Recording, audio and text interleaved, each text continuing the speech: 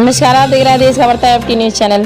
प्रगतिशील समाजवादी पार्टी के राष्ट्रीय अध्यक्ष शिवपाल सिंह यादव आज मेरठ की सिवाल खास विधानसभा में पहुंचे। यहां उन्होंने एक अस्पताल के शिलान्यास किया जो कि 50 करोड़ की लागत से बनेगा और यहां गरीबों को इलाज निःशुल्क होगा। लेकिन हैरत की बात है, शिवपाल सिंह यादव को सुनने के लिए मुट्ठी भर लोग ही सभा स्थल पर दिखाई दिए। वहाँ ज्यादातर कुर्सियाँ खाली ही दिखाई दी। ऐसा लगता है जैसे समाजवादी पार्टी से निकलने के बाद शिवपाल सिंह यादव की उत्तर प्रदेश में लोकप्रियता कम हो गई है, क्योंकि अब उनकी सभा स्थल में लोगों की भीड़ कम दिखाई देने लगी। इसका उदाहरण आज मेरठ के सिवाल खास विधानसभा क्षेत्र के गंगनहर पर दिखा। सिवाल खास से घोषित प्रत्याशी अमित जानी ने अपने नेता प्रगतिशील समाजवादी पार्टी के राष्ट्रीय अध्यक्ष शिवपाल सिंह यादव का प्रोग्राम रखा था। इस प्रोग्राम में हजारों की संख्या में लोगों के आने का अनुमान था। उसी हिसाब से सभा स्थल पर कुर्सियां डाली गई थी। प्रोग्राम का टाइम सुबह 11 बजे था, लेकिन सभा स्थल पर लोगों के न पहुंचने के चलते शिवपाल सिंह यादव ने इस प्रोग्राम में न कर अपना वक्त होटल में गुजारा और करीब 1:41 पर शिवपाल सिंह यादव सभा स्थल पहुंचे। शिवपाल सिंह यादव ने हॉस्पिटल के मॉडल का शिलान्यास किया, लेकिन इस दौरान कम लोग ही सभा स्थल पर दिखाई दिए। हद तो तब हो गई जब शिवपाल सिंह यादव के भाषण देने का नंबर आया तो अगली पंक्ति के अलावा सब पिछला हिस्सा पूरा खाली पड़ा रहा। खाली कुर्सियां ही शिवपाल सिंह यादव के भाषण को सुनती रही। हालांकि शिवपाल सिंह यादव ने अपनी भाषाओं के दौरान भाजपा पर जमकर हमला बोला और खुद को किसानों का मसीहा व नेता बताया। मीडिया से बातचीत करते हुए शिवपाल सिंह यादव ने कहा कि वहाँ हॉस्पिटल बनाएंगे और सरकार आने पर कोई दिक्कत नहीं होगी।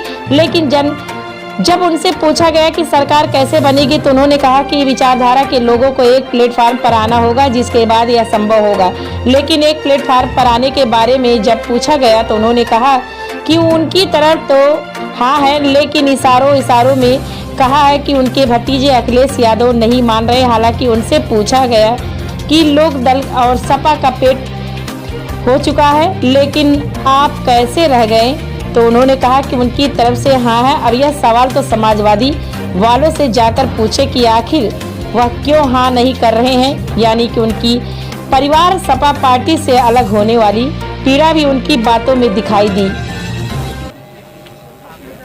अब ये तो अमित जानी जी ने 10 बीघा जमीन था, अभी तो इन्होंने 50 करोड़ का घोषणा की है और सरकार बना लेंगे तब कौन सी कमी रहेगी हैं?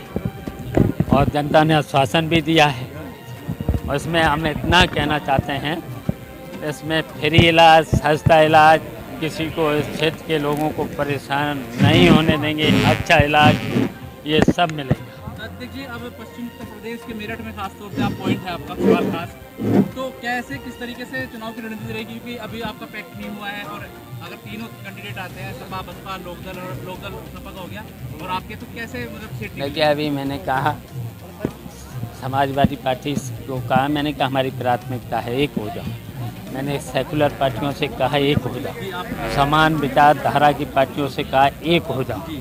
तो इसलिए कहा कि भारतीय जनता पार्टी को हटाने के लिए आसानी हो जाएगी और हटा भी देंगे, इसलिए मैंने कहा।